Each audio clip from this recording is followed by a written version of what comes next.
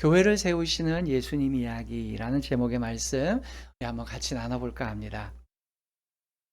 오늘 본문은요, 성경에서 최초로 교회라는 단어를 소개하는 그런 장면이거든요. 바로 이 장면에서 예수님께서 교회를 세우실 때 어떤 이야기들이 담겨 있는가 한번 들어보고자 합니다. 나아가 이제 우리 예수님 이야기 교회가 1년을 지나서 이제 창립하는 이 시점에 예수님께서 우리 교회를 향해서 어떤 이야기를 써오고 계시는가도 한번 소개해 볼까 합니다. 첫 번째는요, 교회는 세속에서 불러낸 사람들의 모임이에요. 어, 오늘 이 교회라는 최초의 단어를 사용하는 이 시점에 예수님께서는 마치 빌립보 가이사라라고 하는 그 도시에 들어가자마자 그 얘기를 꺼내기 시작하셨어요. 그러니까 배경이 되는 장소가 빌립보 가이사랴라는 도시인데요. 이 도시는 그 이름에서도 알 수 있듯이 로마의 황제였던 가이사랴 황제를 위해서 만든 도시예요. 그러니까 요즘으로 하면 신도시예요. 그래서 굉장히 화려하고 로마의 황제를 위해서 만들어진 그 도시에 도착했는데 예수님께서 교회에 대한 이야기를 끄집어낸 거예요. 저는 굉장히 의도적이라고 봅니다. 그러다 보니까 교회에 해당하는 그 헬라어가 우리가 다 알다시피 에클레시아라는 건 불러낸 사람들이라는 뜻이란 말이죠. 그러면 당대의 최고 권력자였던 로마 황제를 위해서 의도적으로 만든 도시에서 불러낸 사람들, 그 사람들이 교회가 되는 거예요. 그러니까 교회는 그 이름의 기원에서부터 세속적인 시스템에 갇혀 살지 않는 사람들의 모임이라는 그런 의미가 있습니다. 그래서 세속에 젖어서 살고 있는 사람들에게 세속에 물들어 살지 말고 가끔씩은 나와서 너희들은 세속에 속한 사람들이 아니야 라는 것들을 일깨워 주는 곳이 교회가 되겠어요. 그럼 이 가치는 오늘날 교회에도 유효해야 된다는 거예요. 교회는 끊임없이 이 세속 시스템 속에서 벗어나려고 노력해야 됩니다. 그리고 또 세속 시스템이 교회 안에 들어오지 못하게 막아야 돼요. 그게 진짜 교회예요. 그래서 세속 시스템을 적용하려고 해도 교회에서는 통하지 않는 공동체, 그게 진짜 교회예요. 그게 바로 교회가 교회다워지어 가는 그 원동력이라고 저는 생각해요. 그러면 세속 시스템이 뭘까요? 이 세속 시스템은요, 시대마다, 국가마다, 지역마다 다 다른 모습으로 다가왔습니다. 2000년 역사 가운데. 근데 바로 오늘날 2024년을 대한민국에서 살고 있는 우리들에게 세속 시스템은 대표적으로 자본주의예요. 동의하시죠? 지금 우리 대한민국을 운영하고 있는 시스템은 자본주의 시스템이에요. 그렇다면 오늘날 교회는요, 자본주의 시스템에서 불러낸 사람들의 모임이 돼야 된다는 거예요. 돈이 우선적인 관심과 가치가 되어서 운영되는 교회가 아니어야 된다는 거예요. 그런 교회는 자본주의 시스템 속에 있는 교회인 거예요. 그런데 오늘날 현실의 많은 교회들이 어떤 모습일까요? 저는 이제 이 현실의 교회를 얘기를 좀 할 때 먼저 제 입장을 말씀드리는 거예요. 많은 사람들이 모이는 큰 교회라고 해서 무조건 정죄하고 싶은 마음이 1도 없어요. 왜냐하면 저도 과거에 큰 교회를 했었기 때문에. 정말 성경대로 목회하는 교회 중에서도 사람이 많이 모일 수 있어요. 하나님이 보내주신 많은 사람이 모이는 큰 교회가 되겠죠. 진심으로 성경대로 목회했더니 많은 사람들이 모였다. 그럼 왜 그 욕할 이유가 뭐가 있겠어요? 더 나아가서 심지어 세속 시스템으로 큰 교회가 됐다. 오케이. 근데 그 교회 다니는 모든 교인들을 싸잡아서 다 정죄하다? 아니고요. 저는 그렇게 세속적인 교회에도 복음이 있을 수 있다고 생각되고 거기에 다니는 교인들 중에서도 복음을 들을 수 있는 기회가 있다고 저는 생각해요. 그래서 큰 교회 자체를 비판하고 싶은 건 아니에요.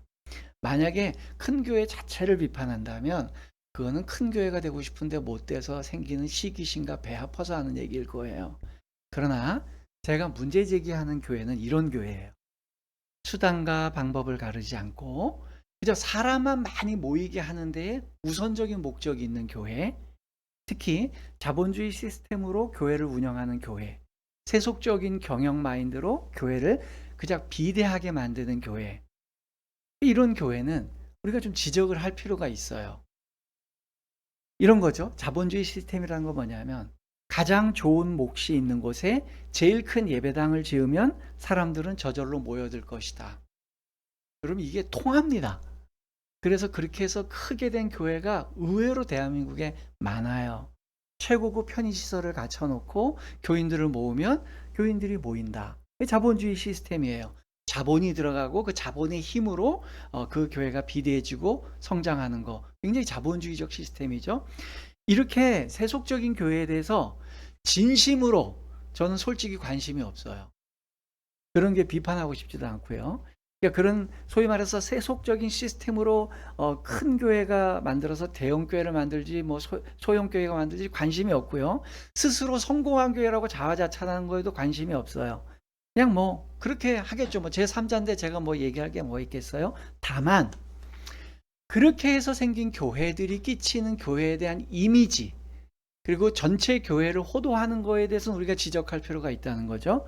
세속적인 시스템으로 성공한 교회 지도자들이 마치 본인들이 세속적인 시스템이 아니라 성경적 가치에 의해서 우리는 이렇게 큰 교회가 됐습니다라고 얘기하는 거는 우리가 그런 말 못하게 막을 필요가 있다는 거예요. 그냥 세속적 방식으로 솔직하게 사람 많이 모았으면 우리는 자본주의 시스템에서 성공했다라고 얘기하면 저는 한마디도 태클 안 걸 거예요. 잘한 거예요. 성공한 교회입니다. 자본주의 시스템에서 살고 있는데 자본주의적으로 컸는데 성공한 회사, 기업 왜 그걸 욕합니까? 잘한 거죠. 근데 거기에 왜 수단은 그렇게 하고 우리가 성경적 교회라고 그렇게 얘기 안 하는 거예요. 나아가서 그런 교회를 해놓고 여타 많은 작은 교회들이나 이런 교회들을 데려다 놓고 니들은 잘못해서 성경적이지 못하기 때문에 부흥하지 못한 거야. 이렇게 훈계하듯이 가르치는 거 정말 불쾌한 거죠. 그렇게 해서 많은 교회들이나 교인들이 무비판적으로 그런 모습을 그냥 이렇게 받아들이는 거, 그건 우리가 좀 지적할 필요가 있어요. 이런 겁니다. 개울물에 아주 큰 대형 미꾸라지가 한 마리 있어요. 뭐 미꾸라지가 있던 말든 뭔 상관이 있겠어요? 상관없어요. 근데 이 미꾸라지가 돌아다니면서 계속 진흙탕을 다 만들어 버린다면 그건 자제시킬 필요가 있다는 거예요. 성경 속에 세속적인 교회 시스템을 가지고 성장한 교회를 한 번도 칭찬한 적이 없습니다. 성경은 오히려 성경은 세속적인 시스템으로 부요하게 된 교회를 책망했어요. 가장 대표적인 교회가 요한계시록에서 소개하는 그 7교회 중에 라오디게아 교회라는 교회예요. 그 교회는 한번 우리가 성경 볼까요? 요한계시록 3장 17절 같이 한번 읽어봅니다. 내가 말하기를 나는 부자라 부요하여 부족한 것이 없다 하나 내 곤고한 것과 가련한 것과 가난한 것과 눈먼 것과 벌거벗은 것을 알지 못하는도다. 라오디게아 교회가 어떤 교회냐면 요한계시록에 보면 소아시아에 지금 터키 땅 인근에 7개의 교회를 소개했는데요. 그 중에 라오디게아 교회가 가장 부자 동네에 살았던 교회예요. 그러니까 7교회의 동네 중에 거기가 가장 핫플레이스예요. 힙한 곳이에요. 요즘 말로 하면. 그래서 실제적으로도 아마 라오디게아 교회가 7교회 중에 가장 부자 교회일 확률이 높다라고 주경학자들은 보고 있어요. 그리고 스스로도 자기들이 그렇게 생각해요. 우리가 제일 부자 교회야. 우리는 부족한 게 없어 라고 그렇게 자부하고 있대요. 그러니까 오늘날로 말하면 자본주의 시스템으로 보면 가장 자본이 많은 자본적으로 성공한 교회예요. 재정도 넘치고 인원도 넘치고 부족한 게 없어요. 그 교회 가면은 뭐 아쉬운 게 하나도 없어요. 뭐 다 있어요. 편의장치 다 있고 다 있어요. 그런데 세속적인 시스템으로 보면은 전혀 미달하는 게 하나도 없고 부족한 게 없는데 하나님의 눈으로 보니까 정반대의 평가가 나왔다는 거예요. 하나님의 평가는 우리 인간이 모르잖아요. 그러니까 인간들끼리 볼 때는 야 우리가 저 라오디게아 교회만큼만 재정이 있으면 좋겠고 라오디게아 교회만큼의 인프라만 있으면 좋겠다라고 생각해서 롤모델로 삼고 싶었는데 하늘에서 보신 하나님의 평가는 정반대예요. 가장 불쌍하고 가장 수치스럽고 숨기고 싶고 마치 빨가벗은 사람을 내놓은 것처럼 뭐 그 수치스러운 걸 가리고 싶은 그런 교회인 거예요. 하나님 입장에서. 예. 그렇습니다. 성경은 이와 같이 세속적 시스템으로 성공한 교회를 높게 평가한 적이 없어요. 더 나아가서 저는 솔직히요, 개척교회나 작은 교회라고 해서 모두 다 건강하다고 생각하지도 않아요. 저는 작은 교회 운동 주창하는 사람도 아니에요. 교회는 현재 크기나 현재 사이즈나 재정 형태가 중요한 게 아니고요. 그 교회를 이끌고 가는 교회의 지도자와 그 구성원들의 마음이 어디에 우선순위의 방점을 찍고 있냐가 더 중요해요. 지금 현재 비록 작은 교회를 운영하고 싶지만 그 마음속에는 언제든지 빨리 부흥해서 큰 교회가 되고 싶은 욕구가 있다면 그분들은 대형 교회와 다를 바가 없는 DNA를 갖고 있다고 저는 생각해요. 그런 교회는요, 기회만 주어져서 사람들이 많이 모이면 언제든지 대형 교회가 세속적인 대형 교회가 행하는 그런 행동들을 동일하게 할 게 뻔하기 때문이에요. 그런 마음을 가진 작은 교회는요, 사람만 많이 모이게 한다면 세속적 시스템을 무비판적으로 받아들이는 겁니다. 그래서 그런 교회는 작은 교회건 대형 교회건 개척교회건 전통교회건 차이가 없어요. 그렇기 때문에 그런 큰 교회들이 하는 프로젝트에 참여하는 거예요. 뭔가 콩고물이를 하나 더 먹고 싶어서. 솔직히 말해서 각 교회는 교회가 하고 싶은 대로 하면 돼요. 이 작은 교회 하는 지금 이제 17명 모여가지고 등록교인인 제가 이래서 저렇게 할 필요도 없고 그거 듣지도 않고요. 다른 사람들이. 제가 간섭할 자격도 없어요. 그래서 하면 되는 거죠. 자기 스타일대로. 근데 문제는 뭐냐. 사람들이 많이 모이는 게 목적을 삼았다. 그러면 그거 그냥 그렇게 선언하라는 거예요. 아까 말씀드린 것처럼. 우리는 자본주의 시스템 속에 살고 있으니까 자본주의적인 교회를 지향하고 있고 그렇게 됐다. 그럼 제가 뭐라고 얘기할 게 뭐가 있겠어요. 그렇다면 예수님 이야기 교회는 그럼 어떤 정체성을 가지고 어떤 목적을 갖고 있느냐. 예수님 이야기 교회가 1년 동안 걸어오는 동안 예수님은 어떤 이야기를 써오셨는가를 지금부터 좀 오늘은 설명드릴 거예요. 우선 교회가 설립되려면, 교회가 하나 개척돼서 탄생하려면 가장 먼저 필요로 한 게 한 가지가 있어요. 그건 뭐냐면 교회가 필요한 예배자가 있어야 돼요. 근데 교회를 꼭 필요로 하는 예배자가 필요한데 그 예배자가 목회자이면 교회 개척이 훨씬 수월한 거예요. 그래서 하나님께서 예수님 이야기 교회를 세워야 되는데 제일 먼저 설득하신 사람이 김상로 목사 저예요. 그래서 저에게 교회를 개척하는 게 어떻겠냐는 마음을 저의 마음속에 주셨어요. 제가 한참 빵집에서 일하고 이러고 있을 텐데, 근데 허구 많은 목사 중에서 왜 저를 선택하셔서 개척교회를 할 마음을 주셨을까? 솔직히 말해서 개척할 때는 그 마음을 몰랐어요. 그래서 제가 개척할 때 소회를 담은 영상을 하나 만들었는데 그때 그랬어요. 무슨 비전을 가지고 교회할 것도 없고 난 이런 교회를 하겠습니다 하는 그림이 하나도 없어요. Nothing. 그냥 아무것도 없었어요. 아무것도 없는 상태에서 교회 하려니까 교회를 해야 된다는 마음이 들어서 그냥 교회를 하겠습니다. 근데 가면서 알아보겠습니다. 이런 뜻이었어요. 그때는 몰랐는데 1년 정도 지나놓고 보니까 하나님이 왜 김상로 목사를 선택해서 교회를 세우게 하셨는지 이제 어렴풋이 알 것 같은 게 하나 있어요. 그게 뭐냐면 김상로 목사 저는 사람 많이 모이게 하는데 별로 관심이 없어요. 목회자 중에 굉장히 특이해요. 저는 옛날부터 그랬어요. 사람 많이 모이게 하는데 별 관심이 없고 또 거기에 에너지를 많이 쓰고 싶은 사람도 아니에요. 특히나 세속적인 시스템으로 교회를 성장시키는 건 더더군다나 저는 마음이 없어요. 그래서 제가 섬겼던 많은 교회들이 제가 특별 부흥회나 전도 초청잔치 한 번도 한 적이 없습니다. 인위적으로 사람들을 모으는 그러한 목회를 해본 적이 없어요. 그래서 예수님께서 그래서 저를 선택하셨나 보다라고 생각이 돼요. 그게 정확히 2023년 7월 달이었는데 문득 교회를 개척해야 되겠다는 마음을 주셔서 고민을 했죠. 해야 될까 말아야 될까? 그러다가 마지막에 결심이 설 때 이런 기도를 했어요. 하나님, 그럼 우선 저 혼자만이라도 예배하는 거를 각오하고 시작하겠습니다. 아내나 자녀들도 완벽하게 자율적으로 참여할 기회를 보장해 주겠습니다. 가족이라고 해서 무조건 강제적으로 동원된 일이 없게 하겠습니다.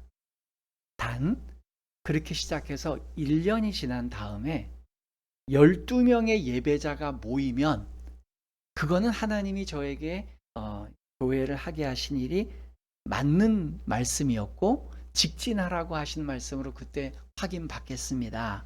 라고 기도를 드리게 하셨어요. 그래서 저는 제 아내와 내 남매에게 절대 자발적으로 참여하라고 반복해서 강조했어요. 근데 내 남매 중에 3명의 자녀들은 모두 20대 미혼 청년들이었거든요. 그래서 사실 결혼과 진로를 생각해야만 해야 하는 그런 나이대였어요.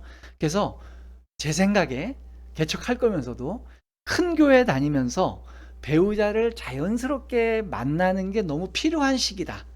그래서 제가 아이들한테 이런 얘기를 했어요. 얘들아, 이번 기회에 신앙적으로도 아빠한테 독립을 해라. 그래서 너희들 각자 큰 교회에 가서 청년부도 참석하고 해서 거기서 자연스럽게 자연스러운 만남 주고 자만추를 해서 배우자들을 좀 낚아오고 좀 만들어라.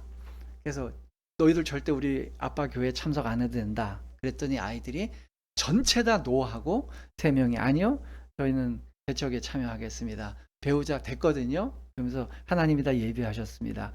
지금 와서 보니까 그런 것 같아요. 그래서 그렇게 했어요. 그리고 그 네 남매 중에 한 명의 둘째이자 우리 큰딸은 이미 결혼을 해서 사이랑 다른 교회를 다니고 있었어요.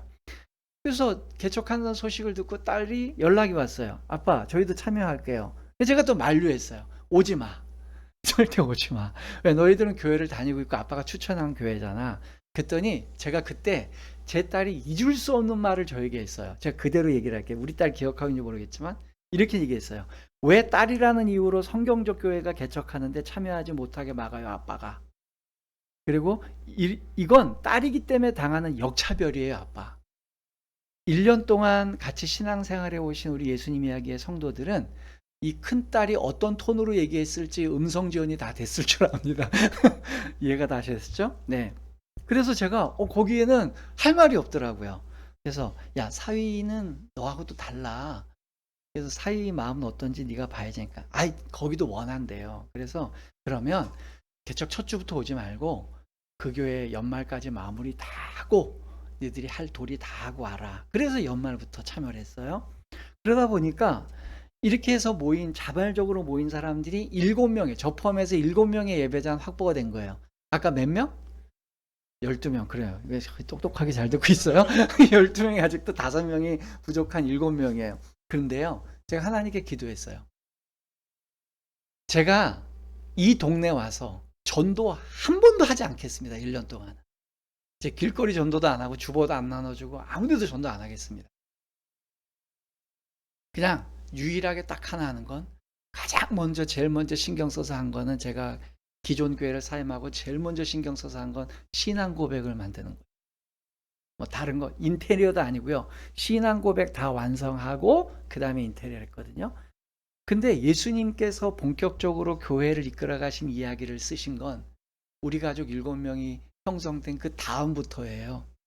하나님께서 제가 전혀 꿈꾸지도 예상하지도 못했던 예배자들을 한 분씩 한 분씩 보내주셨어요. 짧게는 몇 년 동안, 길게는 몇십 년 동안 교회를 다니지 않던 분. 그분들은 각기 자기 혼자서 외롭게 예배자로 살던 분들입니다. 그런 분들이 한 분씩 한 분씩 저에게 오셨는데 제가 지금 정직하게 평가해 볼 때 앞으로 평생 동안 가족같이 여기고 신앙생활해도 될 만한 분들이다라는 분들만 모아주셨어요. 성향도 비슷하고.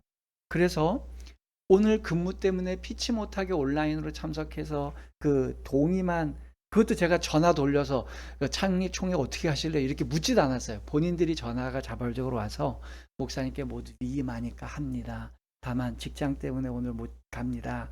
라고 해서 하신 분이 17명이에요. 몇 명? 17명. 아까 몇 명이라고요? 12명인데 17명. 5명이 초과됐어요. 제가 약간 그런 결벽이 있거든요. 12명, 막 23명. 성경적으로 좀 의미 있는 숫자였으면 좋겠다는데 17명이 돼서 약간 불편해요.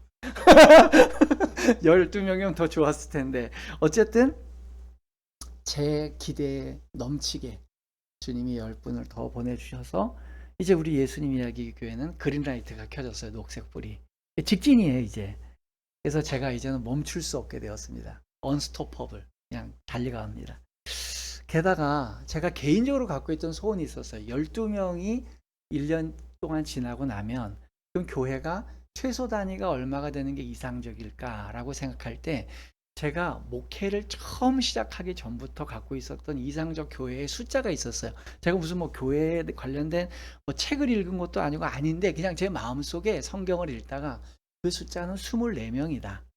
왜냐하면 요한계시록에 보면 24 장로가 천상의 교회에서 예배를 드리고 찬양을 드려요. 그래서 정말 가장 최소의 멤버는 24명이 되면 좋겠다라는 생각을 했는데 오늘 있잖아요. 창립하는 오늘 우연인지 모르지만 어제 전화가 와가지고 지금 6명이 참석을 더했어요. 이분들이 여기 등록하고 아니고는 뭐 별개의 문제고 그러니까 17 더하기 6 하면 얼마입니까? 23명이에요. 계산을 굉장히 빨리 하네요. 그러니까 24명이 1명 빠져요. 근데 1명도 사실은 그 예비자가 있거든요. 지금 할까 말까 하는 애가 있어서 그래서 야, 주님이 너무 이게 마음을 위로를 많이 해주신다. 이쯤에서 아니 김산호 목사님 당신 아까 인원 중요하게 생각하지 않는다면서 자꾸만 그렇게 인원수 얘기를 하세요. 아니 제가 뭐 120명, 2,400명 원한다고 얘기한 게 아니잖아요. 그냥 최소의 숫자 12명, 24명이면 족하다. 이런 고백은 드릴 수 있는 거 아니에요? 근데 저는 그 소박한 인원을 주님이 들어주셨어요. 저는 세상에 우연은 없다고 봐요. 이 아름답고 작은 교회가 하나 탄생하는 과정에서 예수님께서 얼마나 소박하고 아름다운 이야기를 써내려 가시는지 저는 고백해 가는 거예요. 우리 교회가 12명 또는 23명이 모이는 과정에서 어떤 세속적인 시스템이나 특별한 강제 인원 동원 프로그램이 전혀 없었어요. 100% 하나님께서 다 모아주신 거예요. 오늘 한번 왔다 가는 방문자가 되었든 우연히 전화를 받고 왔든 김상로 목사가 불쌍해서 그냥 와서 앉아주고 싶은 분들이든 상관없어요. 역사적인 순간에 같이 있다는 게 중요한 거죠. 마치 빌립보 가이사랴라고 하는 가이사 총독을 황제를 위해서 만든 도시에서 주님께서 12명의 제자들을 불러내어서 내가 너희들 위해 교회를 세우겠다라고 선언하신 예수님의 이야기가 바로 우리 예수님 이야기 교회에 재현되는 것 같아서 감격스러운 것이죠. 이와 같이 교회는 세속 시스템에서부터 불러낸 자들의 모임이어야 돼요. 예수님 이야기 교회는 명실상부하게 이 세속 시스템에서 불러낸 사람들의 모임이라고 저는 확신하는 거예요. 왜 그러냐? 우리 예수님 이야기 교회는 지난 1년 동안요. 한 번도 돈 얘기 안 했어요. 회의하면서 돈이 뭐고 어디에 예산 얼마 한 번도 안 했습니다. 또 제가 1인당 10,000원씩 헌금하세요 했지만 돈이 한 번도 부족한 적이 없었어요. 그리고 또 모여서 누가 회장이 되고 누가 임원이 되고 누구 의견이 관철됐고 누구 의견이 안 됐고 한 번도 다투거나 마음 상해서 간 적이 없어요. 이제까지 1년 동안 우리는 예배드리고 놀고 재밌게 게임하고 집에 갔어요. 어떤 교회는 그러면 우리를 욕할지 모르지만 저는 교회가 건전하게 노는 것만큼 중요한 사역이 없다고 생각해요. 거룩한 일 그 이상으로 우린 건강한 놀이가 개발되는 교회가 돼야 된다고 생각하고 있어요. 그래서 우리 교회는 요즘은 약간 이제 뭐 교회 창립 앞두고서 조금 놀이가 약간 소홀해졌는데 예배 끝나고 맛있는 밥 먹고 노는 거 이게 다예요. 교회 행동에.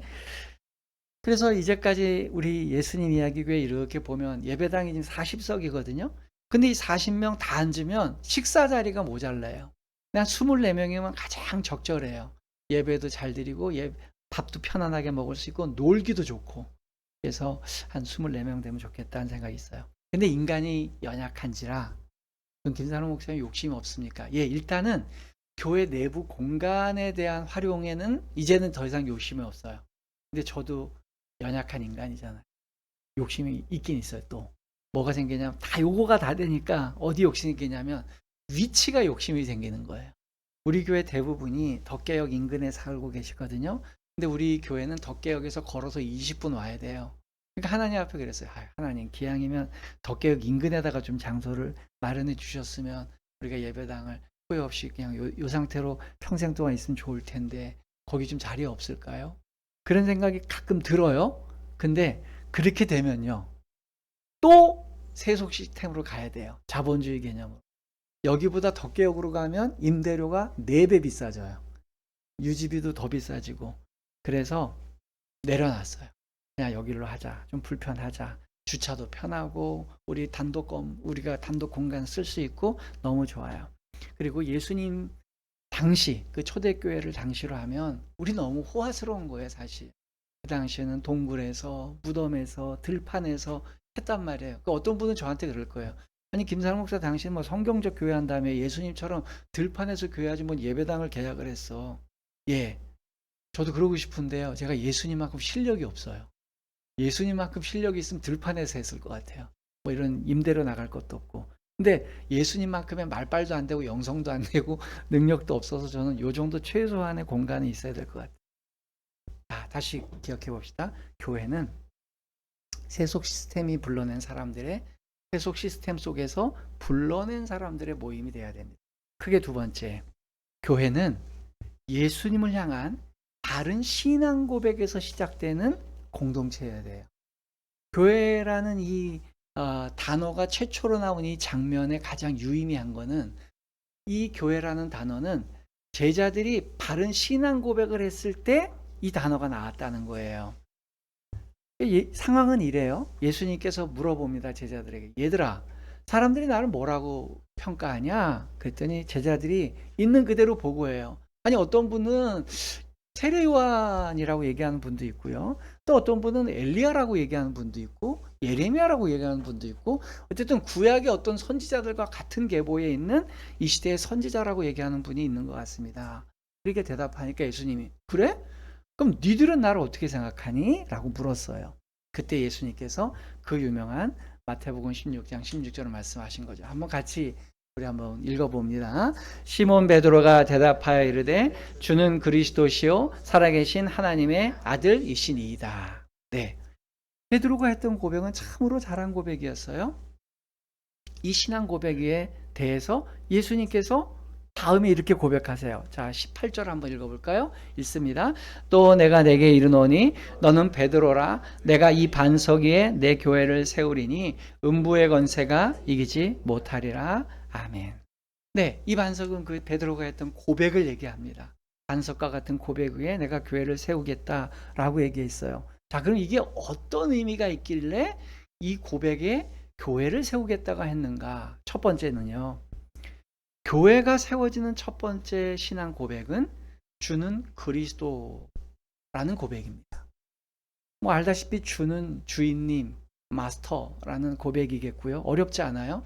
헬라어로 퀴리오스, 주님이라는 고백이고요. 또 그리스도는 헬라어예요.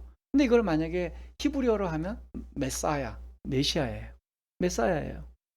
그러니까 기름 부음을 받은 자라는 그 뜻을 갖고 있고 구약 성경에 기름 부음 받은 사람은 왕, 제사장, 선지자 세 직분뿐이 없는데 메시아는 왕과 제사장과 선지자의 기능을 다 할 수 있는 사람을 메사야, 메시아라 그런다. 그러니까 그리스도다. 그러니까 이 그리스도라는 거는 저분이 세상을 구원하실 분이다라는 고백이에요.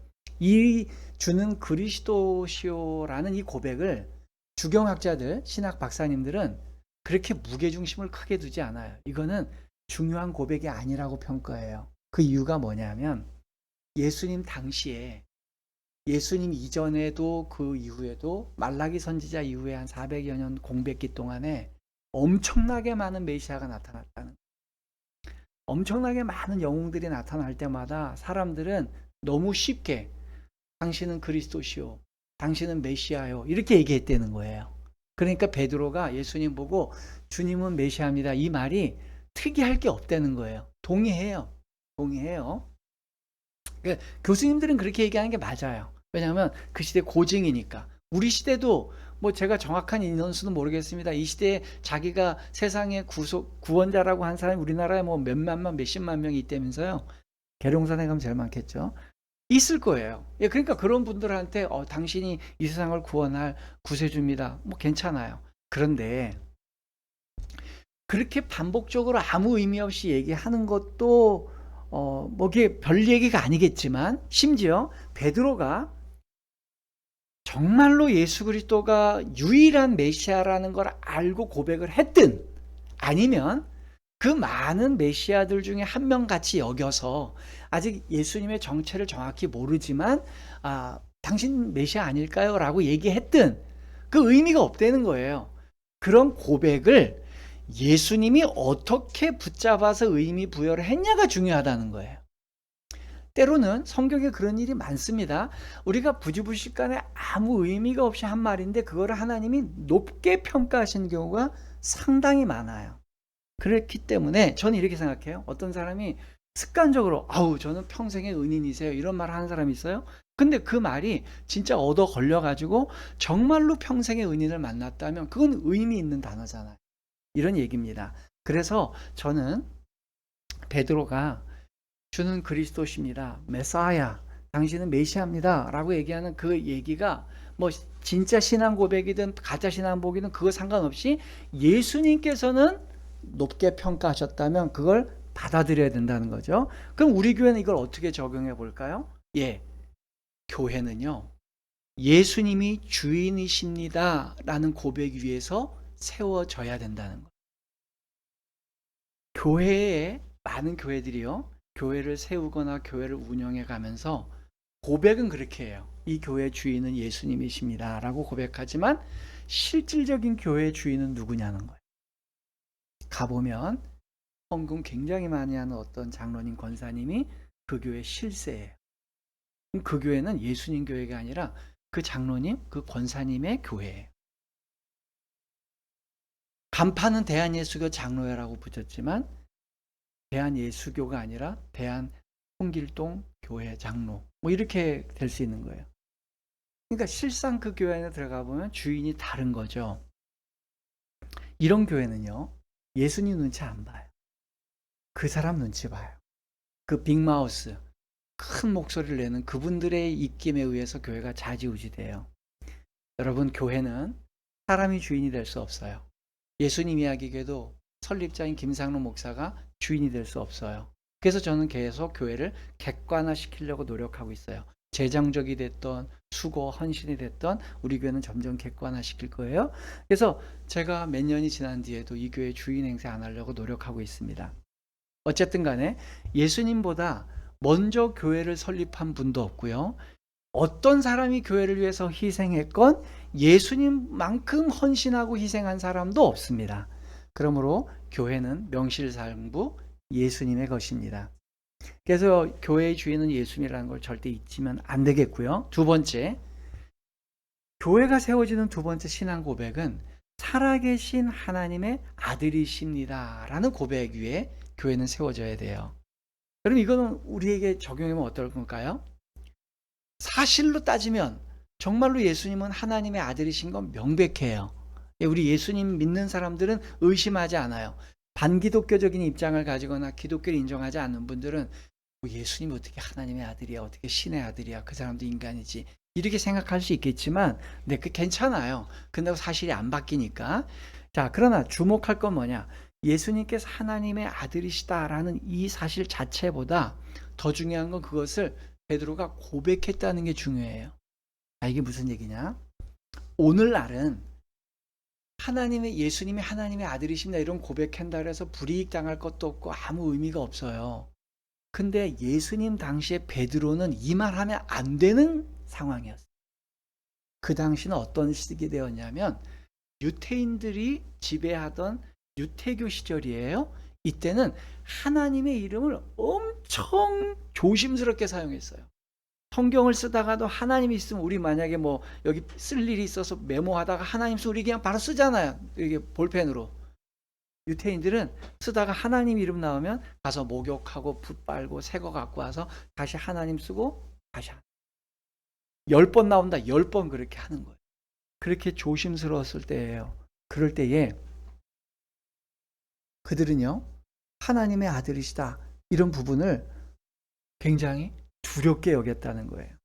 그러니까 이 사실을 그들은 위험부담을 안고 있었고요. 또 더 중요한 것은 신앙 고백으로 하나님의 아들이십니다 이거를 그냥 신앙 고백으로 여기는 게 아니라 실제로 여겨야 되는데 오늘날의 교회는 어떻죠?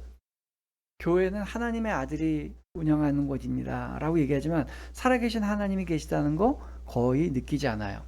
제가 총신대 대학 시절에 3학년 때 목회자 후보생 고시를 봤어요. 그때 목회자 후보생고시를 보는데 다른 전사님들은 기출문제집만 보고 공부를 했거든요.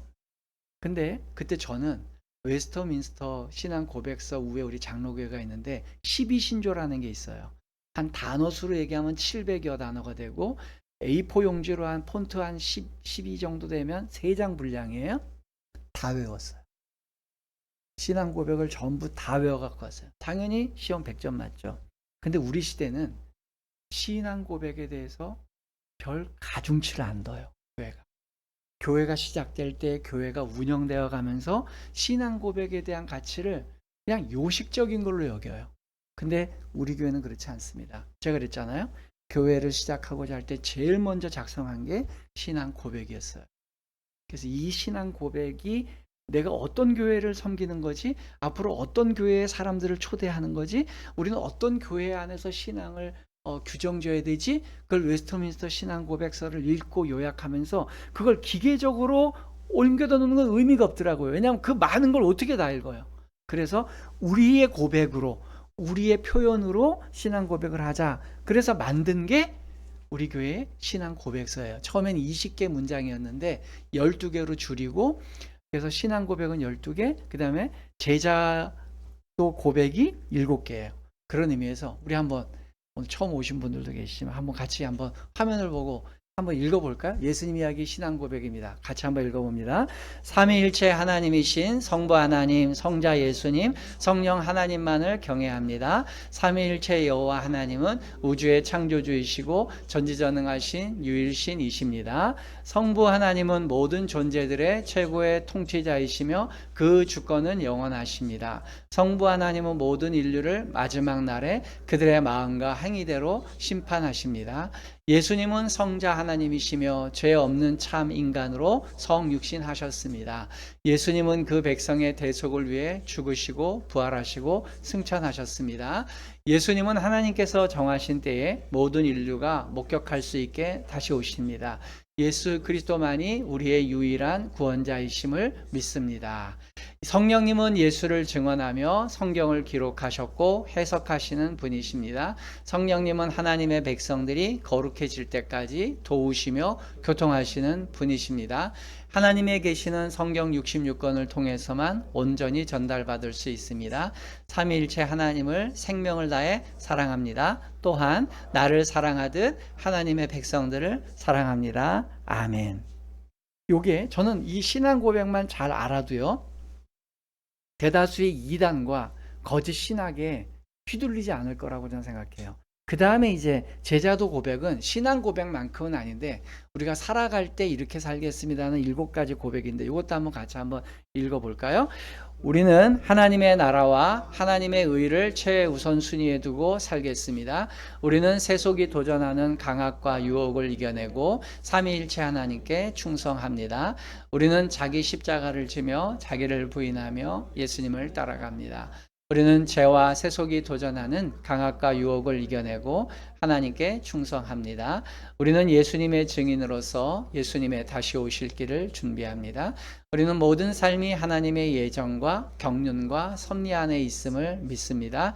우리는 어떠한 형편에서나 하나님을 찬양하며 기뻐하며 자족하며 살아갑니다. 아멘. 네, 저는 우리 교회의 고백만이 유일하게 옳다라고 절대 생각하지 않아요. 앞으로 많은 교회들이 각자 자기네 교회의 신앙 고백을 선정해서 반복적으로 고백했으면 좋겠어요. 저는 그게 교회의 가장 중요한 도리라고 생각해요. 근데 실제 현실의 교회 가보면 교회들이 이런 거 안 해요.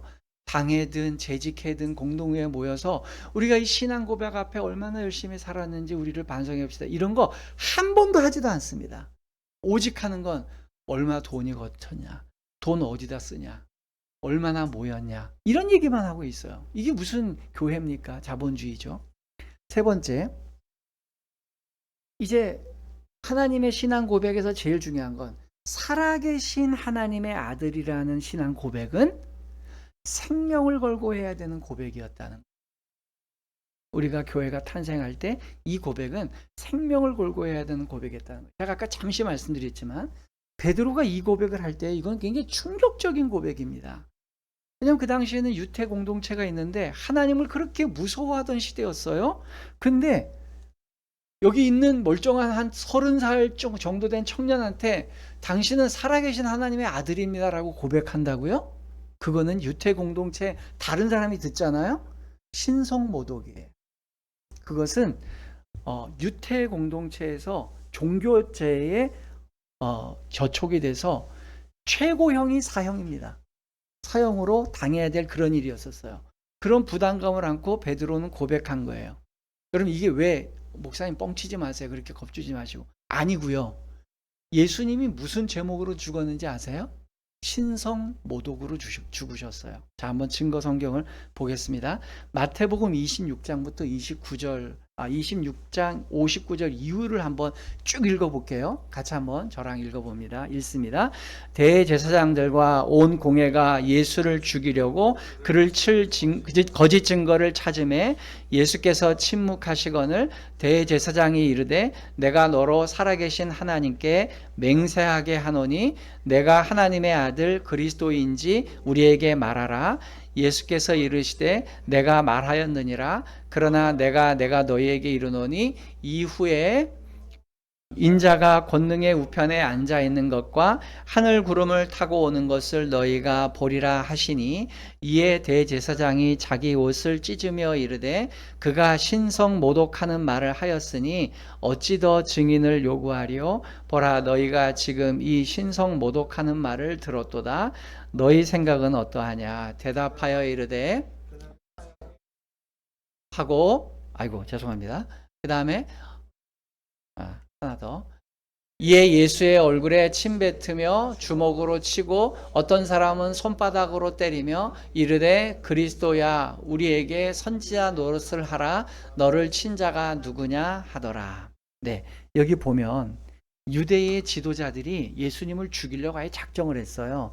그러면서 제목을 찾아야 되는데 그 제목이 뭐냐면 신성모독이었어요. 더 중요한 건 뭐냐면 신성모독도 여러 개가 있거든요. 근데 그 중에 제목이 뭐였냐면 예수님이 하나님의 아들 그리스도라는 얘기를 스스로 했다는 거에 대해서 신성모독으로 건 거예요. 이게 누구 고백이에요? 베드로 고백이에요. 그러니까 사실 베드로도 걸렸으면 사형이에요. 근데 베드로가 했던 그 고백, 하나님의 아들 그리스도이십니다 라는 이 고백 때문에 예수님이 십자가에 매달려 죽은 거예요. 그러니까 이 고백이 쉬운 고백이 아닙니다. 여러분, 교회가 세워지는 신앙 고백은요, 절대 가볍지 않아요. 이 고백 때문에 불이익 당하게 되고, 이 고백 때문에 내가 생명이 위태로워질 수도 있어요. 그런데 그 고백을 끝끝내 이뤄내고요. 교회는 2000년 동안 이 고백 때문에 박해를 받아왔어요. 근데 오히려 그 고백 안에서 자기들의 신앙을 끝끝내 지켜냈던 사람들이 오히려 로마를 정복하고 전 세계를 정복하고 지금도 전 세계에서 가장 많은 사람들이 믿는 그러한 신앙 체계가 되었습니다. 진리는 그것을 소유하고 지키는 것 자체가 때로는 고통스러울 때가 있어요. 왜냐하면 이 타락한 세상은 진리를 싫어하기 때문이죠. 그래서 현실의 편안함과 안락한 속에서만 살려고 한다면 신앙 고백 안 해도 돼요. 그런 거 다 집어치우고 현실적인 거에 더 관심을 기울이는 게 맞습니다. 당장 필요한 거, 당장 유익한 거, 당장 안전한 거 찾으면 됩니다. 그러나 그 길을 쫓아가면 그 길 끝에는 영원한 생명이 없어요. 그리고 이 세상을 살아가는 동안에도 진정한 인생의 깊이와 의미를 모른 채 살아가게 됩니다. 그렇기 때문에 교회는 주는 그리스도시요 살아계신 하나님의 아들입니다 라는 고백 위에 세워지게 되는 거예요. 이제 크게 마지막으로 세 번째, 살아계신 하나님께서는 오늘도 교회를 주도하고 계십니다. 앞장서서 이끌어가고 계세요. 최초의 교회를 세우게 했던 살아계신 하나님이라는 그 고백은 오늘날도 유효해요. 오늘날 많은 분들이 이제 교회가 망해간다. 교회가 점점 회집을 안 한다. 대부분의 교회들은 문을 닫을 거다라고 얘기해요. 그러면서 이렇게 얘기해요. 교회도 죽었고 하나님은 이미 벌써 죽었다라는 비아냥거리는 소리들이 많아요. 네, 맞죠? 실제로 교회들이 많이 약해져 가고 있고요. 살아계신 하나님께서는 그럼에도 불구하고 오늘 교회를 인도하고 계셔요. 교회는 하나님이 살아계시느냐 계시지 않느냐를 진짜 믿느냐 믿지 못하느냐에서 승패가 저는 갈라진다고 봅니다. 참된 교회는 살아계신 하나님을 믿고 그분의 인도하심 따라 가는 교회고요. 무늬만 교회, 그거는 명목만 붙여놓고 하나님은 그냥 간판만 거쳐놓고 그 안에서 다른 것이 작동하는 교회는 죽어가는 교회예요. 하나님께서 살아계시냐보다 더 중요한 문제는요, 그러한 죽어가는 교회의 특징이 뭔지 아세요? 살아있는 교회는 하나님이 살아계신 것을 알고 두려워하면서 조심스럽게 해서 모든 일들을 진행하는데, 죽어가는 교회는 하나님이 살아계시냐에는 전혀 관심이 없어요. 진짜 중요한 게 뭔지 아십니까? 내 자존심이 살아있는, 내 의견이 이 교회에서 가장 아직도 유효하냐, 이게 서로 패권이 오고 가면 죽어가는 교회. 하나님의 살아계심이 아니라 내 자존심이 살아놓고 내 의견이 살리고 내 목소리가 더 커야지 된다. 그 사람들의 교회죠. 살아계신 하나님을 두려워하지 않고 살아계신 하나님의 뜻이 전혀 이루어지지 않는 교회. 그런 교회니까 교회가 망해가는 거죠. 문제는 이렇게 그냥 권모술수, 재정 도덕질, 성폭력, 수많은 부정부패, 비리들이 가득한 교회들, 이런 교회가 있을 때 이런 교회들을 바라보면서 교회 밖에 있는 사람들은 교회가 저런 세상도 안 하는 짓들을 해. 목회자가 성폭력을 했다고?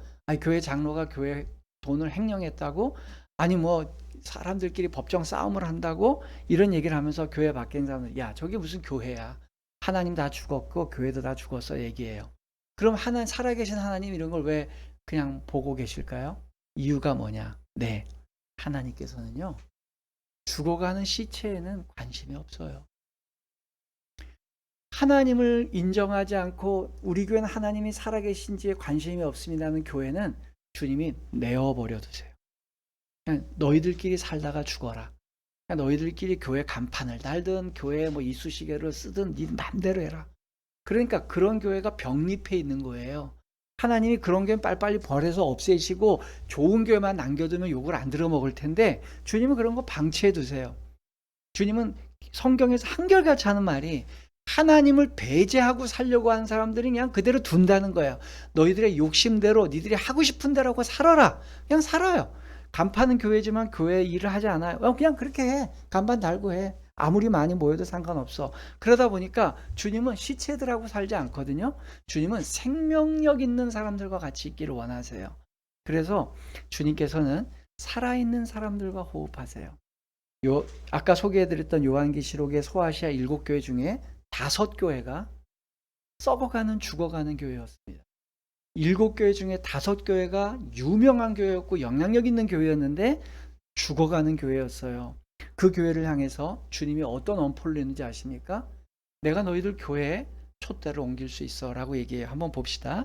요한계시록 1장 20절과 2장 5절을 볼 텐데요. 한번 같이 읽습니다. 내가 본 것은 내 오른손에 7별의 비밀과 또 7그 촛대라. 7별은 7교회의 사자요 7촛대는 7교회니라. 그러므로 어디서 떨어졌니를 생각하고 회개하여 처음 행위를 가지라. 만일 그리하지 아니하고 회개하지 아니하면 내가 내게 가서 내 촛대를 그 자리에서 옮기리라. 네, 오늘 계시록에서 말씀하신 것처럼 촛대는 교회고요. 촛대를 옮긴다는 건 교회를 옮기겠다는 거예요. 껍데기는 남겨두고 알맹이는 주님이 빼어가겠다는 거예요. 건물도 있고 사람들도 그대로 있고 시스템은 돌아가지만 주님이 인가를 걷어가시는 거예요. 그럼 그냥 거기는 인간의 모임이 되는 겁니다. 결론입니다. 창립주일이라서 성경의 어떤 풍부한 해석과 이런 것보다는 교회에 대한 얘기를 나눴어요. 교회는 살아계신 하나님의 아들 예수 그리스도를 향한 고백에서 시작되어야 됩니다. 그래서 예수님 이야기 교회를 시작할 때도 주님께서는 제가 그 어떤 교회를 섬길 때보다 제일 먼저 가장 오랫동안 했던 작업이 이 신앙 고백을 다듬고 이 신앙 고백을 확정하는 일이었어요. 그게 하나님께 감사해요. 우리 인테리어는요 의외로 쉽게 했어요. 먼지는 많이 마셨지만 그냥 싸구려 중고품들 갖다 놓고 거의 새거 없었어요. 처음에 할 때 뭐 판넬이 됐건 다 뭐 나중에 알고 보니까 그게 돈이 뭐 더 절약이 안 되는 것 같다고 할 수도 있겠지만 어쨌든 그냥 뭐 되는 대로 그냥 그렇게 했어요. 진짜 심혈을 기울인 건 신앙 고백이었습니다. 하나님께서 살아계시다는 것은 실제적으로 우리에게 생명의 에너지를 주신다는 거예요. 여러분 진짜 살아있는 교회를 만나게 되면 매주마다 그 교회를 오고 갈 때마다 생명의 에너지가 얻어져요. 제가 1년 동안 예수님 이야기 교회를 섬기면서 느낀 감정이 있어요. 교회를 오기 직전에 토요일 날 주일 아침에 그 기분, 예배를 마치고 집으로 귀가하는 그 기분, 그렇게 편안하고 행복하고 자유로울 수가 없어요. 너무 기쁘고 행복하고 만면에 미소가 띄어지고 교회를 생각하면 언제든지 머물고 싶고 좋은 교회였어요. 그게 제가 35년 넘게 목회했지만 이런 기분을 가지고 교회 온 적이 정말 거의 없었지 않았나라는 생각을 해보게 됩니다. 저 역시 목사로서 우리 예수님 이야기 교회를 섬기고 있습니다. 예수님께서 우리의 그리스도시고 살아계신 하나님이 계시다는 것을 잊지 않으려고 부단히 노력하고 있습니다. 예수님 이야기 교회 주인은 하나님이십니다. 그리고 예수님께서 우리의 유일한 메사야 되십니다. 그리고 하나님은 지금도 시퍼렇게 살아계십니다. 이 마음 가지고 우리가 살았으면 좋겠고요. 그 살아계신 하나님께서 여러분들에게도 동일하게 매일 매순간 삶의 에너지와 감격과 동행하시는 은혜를 베풀어 주실 것을 부탁해 드리고 또 그 주인공이 되시기를 진심으로 축복해 드립니다. 아멘.